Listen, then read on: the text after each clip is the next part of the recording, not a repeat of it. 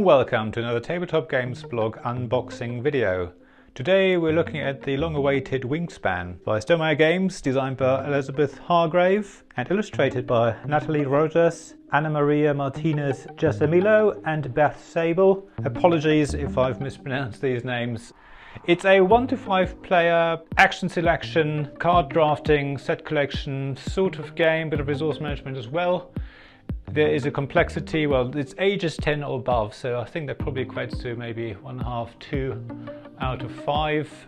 The game length is about 40 to 70 minutes. I mean, this game is absolutely beautiful. I've been looking forward to it for a long time, and I'm so glad it arrived in the post the other day, and here it is. So let's have a look what's in the box, in this beautifully illustrated box. The whole game is beautifully illustrated, so we shall see. Lovely box, as I say. And here is what a lot of people have talked about, this linen finish cover, but the actual pages, I mean, it just feels sort of like, I don't know, natural paper. It's very hard to explain it. So this is the appendix with a quick reference, and obviously it explains all the bits and pieces. I've not played the game myself, I've seen some videos about it. So this is obviously something you probably want to have to hand later in when you've played it a few times. And this looks like it's a rule book. Yes, there we go. So you can see all the setup, beautiful illustration there, it's all there. Everything's beautifully illustrated, you know, how the cards work, overview, lots of pictures, obviously quite a lot of text as well, because there's a few things to learn. But it's nicely broken up with all the pictures and the icons and things. I think, yes, and as I said, I just can't get over the paper. End of the round, and then credits at the end.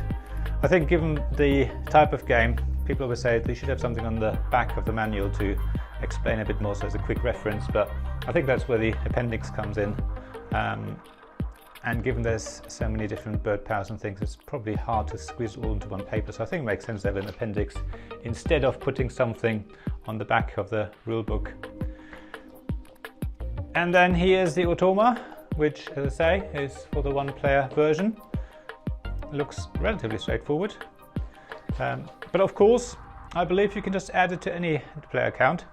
So if you find maybe in a 2-player game it's not quite enough competition, add a third Automa player in, and I guess the same if you're playing 4-player and you want to make it 5-player. We found that with the size game that adding the Automa in like a 3-player game really works, so I wonder whether it's the same here. Inside we find all these cards. I mean, there's what, 150, 170, something like that. Loads of different birds. They're all different. Also, the powers of the birds are probably quite similar, and I'll do some close-ups in a minute. The eggs that everyone's described, that stand up in all the different colours. The colours don't actually mean anything, they just make it look more beautiful on the table. Then we have the dice that we roll, some cubes for the different player colours, 1, 2, 3, 4, 5, yeah, and purple. That's what people tend to look for. Again, we'll have a close look at these at some point in a minute. And then the tray for the cards, which I believe, I'm going to break it, but here's where you store the cards inside. And then during the game it works as a card tray, so you've got the 3 different slots there. Here are some card sleeves. Is it? No, it's baggies, of course. So this is where you can put all your tokens, things in there. The end of round scoring, double-sided, different ways of scoring depending whether you want to be more friendly or a bit more competitive. The score pad, it's lots of pages. It's not double-sided, but to be honest, I think photocopy it, and you can have as many copies as you want. Then, of course, little storage containers which have the Stonemaier logo on them. 4 of those. Again, you can buy more if you want more. And then in here we have the player mats. Look at that. That's absolutely beautiful. Lovely illustration. The 3 different areas, the woodlands, the yeah, I don't know, and the water areas. And there's obviously 5 of them for 5 players. And then I'm running out of space. Where do I put all these things? And then in here are the bits for the dice tower, and given their punch outs, and they're quite intricate. Let me just try. Yeah, comes out. Oh, look at that. Comes out really easily despite these very thin dividers there. So that punches out wonderfully well. It is very thick cardboard. So once that's assembled, I think it'll look absolutely amazing on the table. And here are the other pieces for that. And then again, all the tokens, hundreds and hundreds of them. You know, try punching them out. Yeah, again, comes out really easily. Again, thick cardboard. It's just, yeah, double-sided, of course. Very beautiful. So let's have a look at some of these things more closely. Starting with obviously the bird cards. So there's 170 of these. Let me see if I can focus in a bit better on this. There we go. There are all different, 170 different cards, all double-sided, 170 different birds, all from North America. There will be well, expansions, so to speak. There'll be another sets of cards. They're going to go around the continents. I don't know which one they're going to do next. I'm obviously hoping for Europe. That'd be lovely, having European birds. But I think a lot of these birds, you know, they're very interesting. And I mean, the illustrations are just absolutely gorgeous, all the detail. And you got obviously all the different powers and what these birds do. You know, the abilities that trigger as the birds, well, as you play a different action. I'm not going to go through all of these, but I mean, just looking at those, they are absolutely gorgeous. And here's some more. I mean, as I say, 170 cards. I can't show them all. But just looking at some of these, and again, they feel very nice in your hand. Just beautiful, nice, thick cards. Definitely will last a long time.